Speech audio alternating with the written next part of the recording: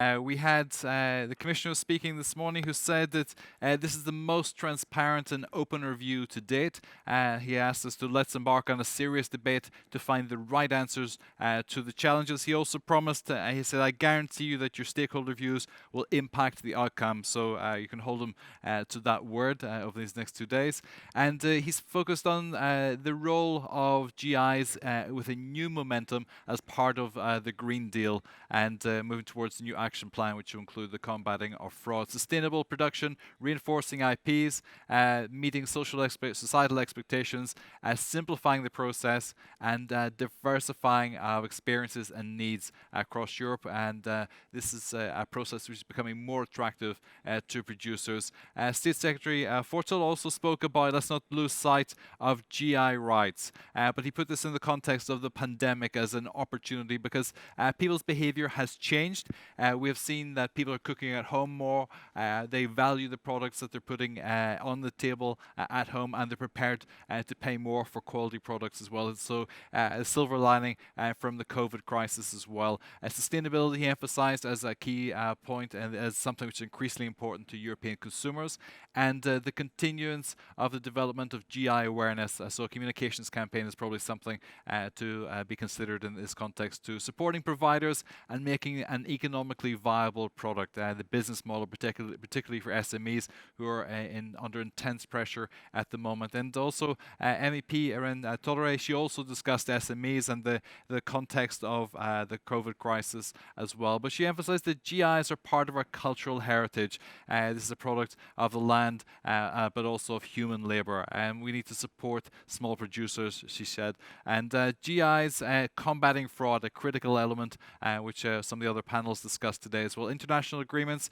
we're now in the new context, moving towards a post-Trump era, she said, and repairing the economic relations with the United States is important because so many of our producers are dependent on the US market and the tariffs that could attract for GIs as well. So thanks to all our opening speakers this morning. Let's move on to the sessions that you had today.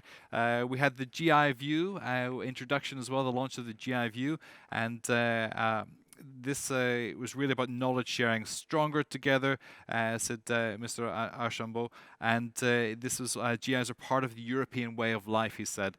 So the much deeper values system embedded within the GIs as well. So GI View, a new public search database for all geographical indications registered at European level. And it's not only about promoting GIs, but also protecting them as well. And then we have Dev Ganji, who spoke about the diversity that needs to be addressed within the system, diversity in the harmonized protection systems, diversity in controls and enforcement in each country. And he added that balance is needed to protect the rights of GI holders, but also other users as well.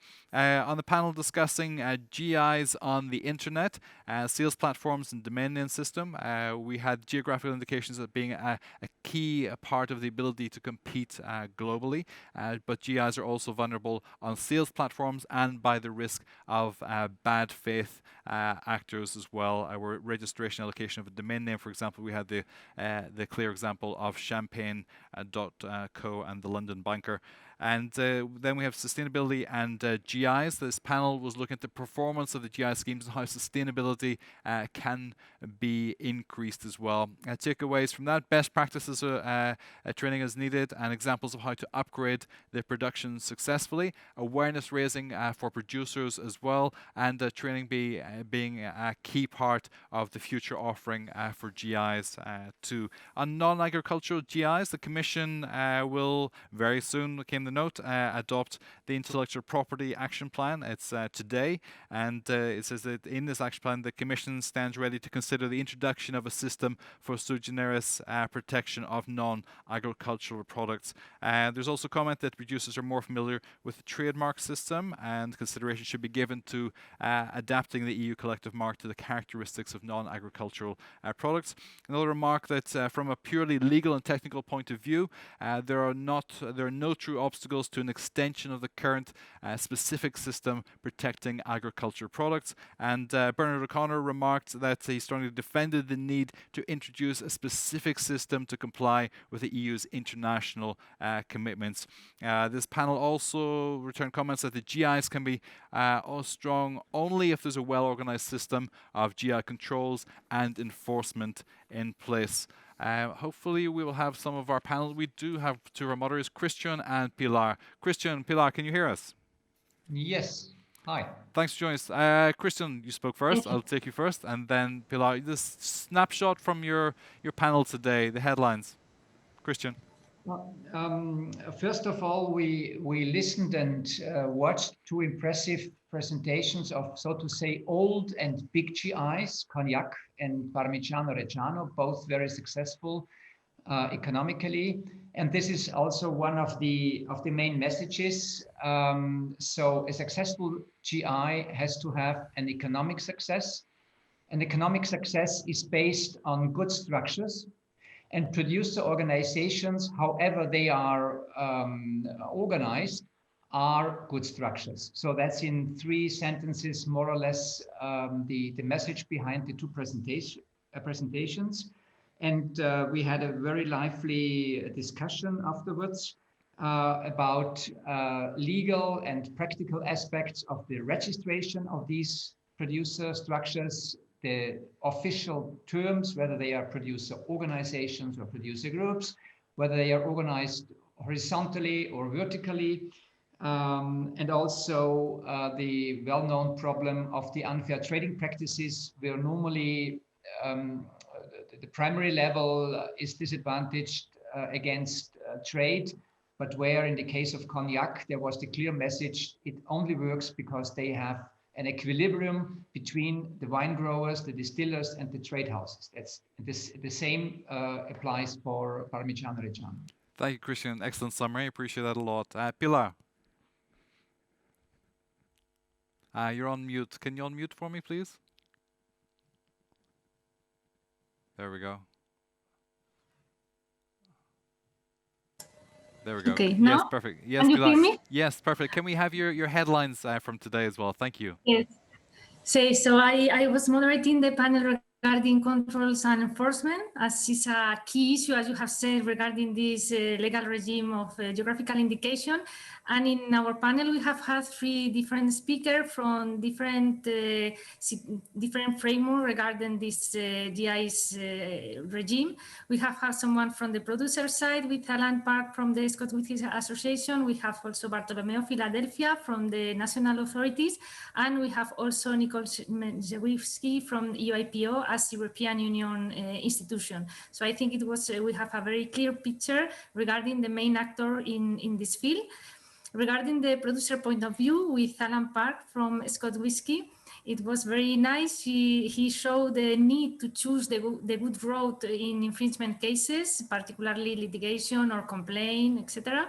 And also the concern regarding the representation right of geographical indication. We have seen that also after in the discussions, and the difficulties in the enforcement of the right, particularly if you take into account the different domestic legislation in the different countries, which can be really an issue for geographical indication. After, regarding national authorities with Bartolomeo Philadelphia, we have realized the importance of a real cooperation between the different public authorities involved in all those activities in order to make the system more flexible and also to guarantee a better protection. And finally, we could appreciate with Nicole from the EUIPO Observatory the activity they are doing now with this coordination of national authorities regarding the enforcement of IP rights in general. And it's very important to highlight the activity of the EUIPO Observatory helping national authorities and the owners for the enforcement of their exclusive rights by means of the IPR portfolio. And we have seen also in our first, the introduction of this conference, the importance of the GIS view tool made in collaboration between UIPO and DG Agri. So I think we have had a very nice and very active debate after this panel, and I think we can show the needs we have in controls and enforcement because without a clear, transparent, and effective regime, it could be impossible to enforce and to have a strong intellectual property right. Thank you very much. Pilar, Christian, thank you so much. We're right on time, so it just leaves me to remind you to go to the gallery where you can participate there today also. And thanks to all our speakers, our moderators, and our participants, but also to our production team. You can't see them. I can from where I'm standing. Also, so there's a huge amount of work has gone into organizing this and supporting. And just to say, back online tomorrow at 9:15. We look forward to seeing you. We have Maria will have more sketches for you to summarize all your points, and the Commissioner will be receiving all the information that's produced today and tomorrow as well. So please make sure you contribute, and we look forward to seeing you then. Good afternoon. Good afternoon.